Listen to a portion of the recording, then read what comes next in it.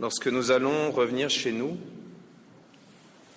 et mettre sur nos crucifix, dans nos chambres, dans les endroits qui nous sont chers, ces rameaux, nous pourrons demander à Dieu de savoir témoigner de notre foi.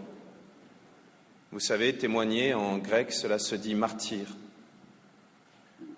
Nous ne serons peut-être pas appelés ces jours-ci à mourir pour notre foi, et je ne vais pas m'amuser à demander ici qui serait prêt à mourir pour sa foi, car il y a un grand risque que, comme Saint Pierre, certains fassent des rodomontades. « Seigneur, jamais je ne te renierai, même si je dois risquer ma vie », et qu'après, on tombe. Il y a le risque aussi qu'on n'ait pas l'impression d'être assez fort, mais que, le moment venu, Dieu nous offre la grâce nécessaire. Pourtant, il y a une chose que je sais, c'est que tous les martyrs, en particulier ceux dont nous avons entendu parler dernièrement, qui se sont fait massacrer, égorger, crucifier même, plutôt que d'abandonner leur foi, tout cela n'ont pas poussé un jour comme des champignons après la pluie. Leur foi était ancrée dans des témoignages qui étaient constants.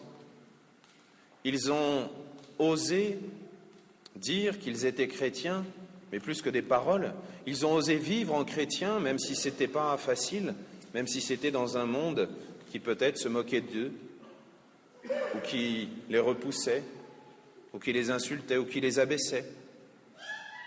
Mais encore plus important, ils ont osé témoigner en ne répondant pas à la haine par la haine, en ne répondant pas à l'offense par l'offense. Ils ont eu le courage, et c'est le martyr blanc, ils ont eu le courage au milieu du monde de continuer à témoigner du Christ, de continuer à aimer le bon Dieu, de continuer à aimer les autres, même si ce n'est pas facile. Et c'est ce que le bon Dieu nous demande aujourd'hui.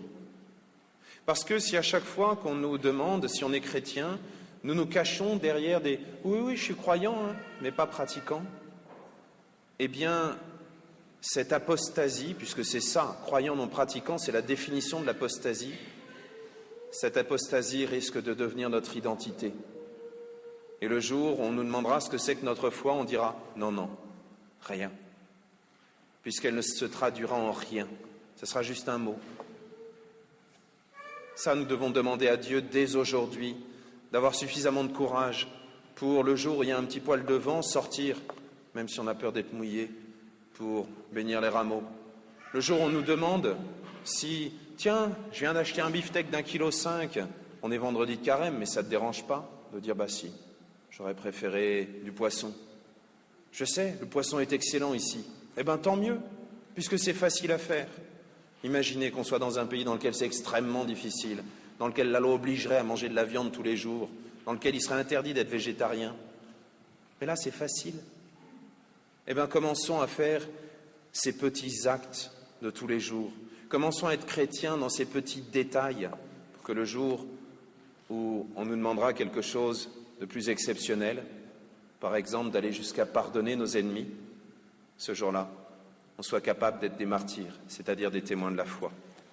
Que ces rameaux que nous placerons dans nos maisons, que nous placerons chez nous, qui resteront sous nos yeux, soient une invitation à être ces témoins de l'espérance, de la foi, de la charité chrétienne. Amen.